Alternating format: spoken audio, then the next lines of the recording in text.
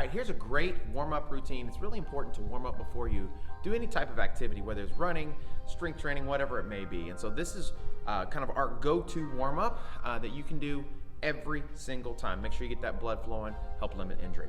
So one of the first things I suggest you do is get your body moving. So go for like a 5 or 10 minute little jog, bike ride, you know, whatever it is, a walk, just to get the body moving, the blood flowing to all those muscles, so that then we can kind of do our active stretches. And basically that's what we're gonna do, is we're gonna do some very active movements to get blood flowing. First thing we're gonna do is stand up tall, take a deep breath, and then we're gonna start by rotating our neck. So pretty much all of these movements, we're gonna do 3 rotations and then stop and then go the other direction.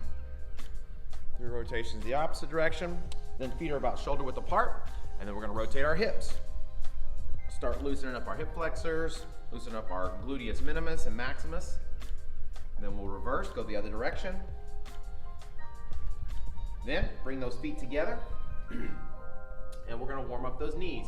Talking about our MCL, our ACL, those tendons, all that soft tissue within our ankles, our Achilles, those ligaments, kind of get blood flowing, really stimulate blood flow. Then we're gonna take it down as low as we can go, bring it up, ankles out, as low as we can go, ankles out, as low as we can go, ankles out. And remember, all these are 3 movements, right?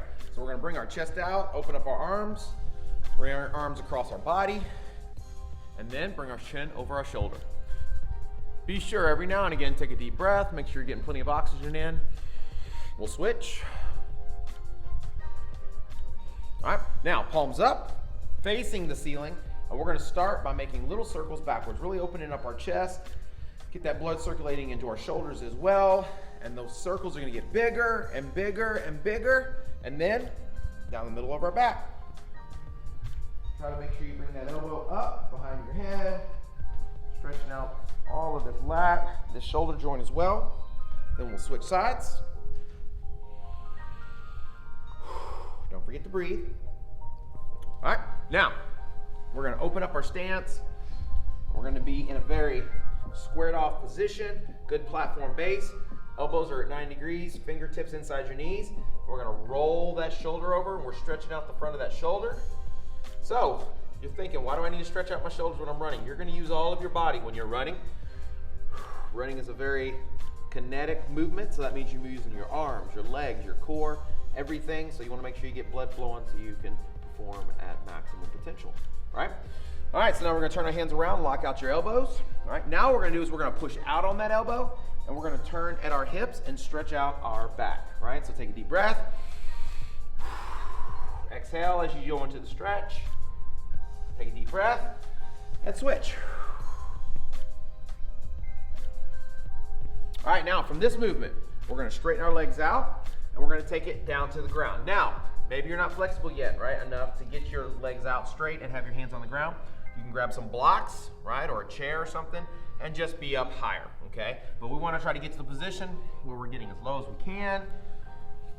Straighten those legs out, so try not to have your legs bent. You wanna have them as straight as possible, and so that's why having a platform or something up here will be helpful, right?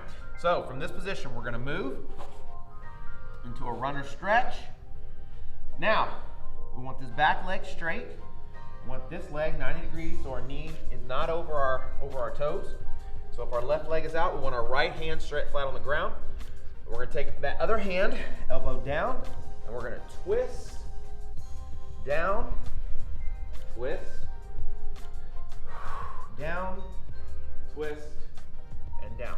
And then we're gonna flow. So this is kind of a flowing movement, right? So then we're gonna come to our side lunge. We'll switch sides, run a stretch on the other side. Left hand down, knee over our ankle, and we're gonna open.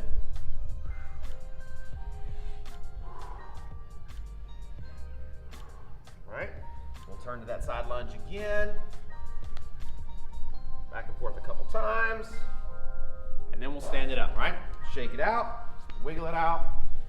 All right, now we'll take our feet a little wider than shoulder width apart. Now we're gonna go straight down, and we're gonna push out on those knees. Be sure to keep your chest out and your shoulders back. You wanna have that spine in alignment. So we wanna write on the whole, not rounding our back situation, right? So chest out, shoulders back. We want to get as low as we can, so maybe you don't have the hip mobility or the ankle mobility to get in this position yet. That's fine. Just go to the wall, put your back up against the wall and get as low as you can, all right?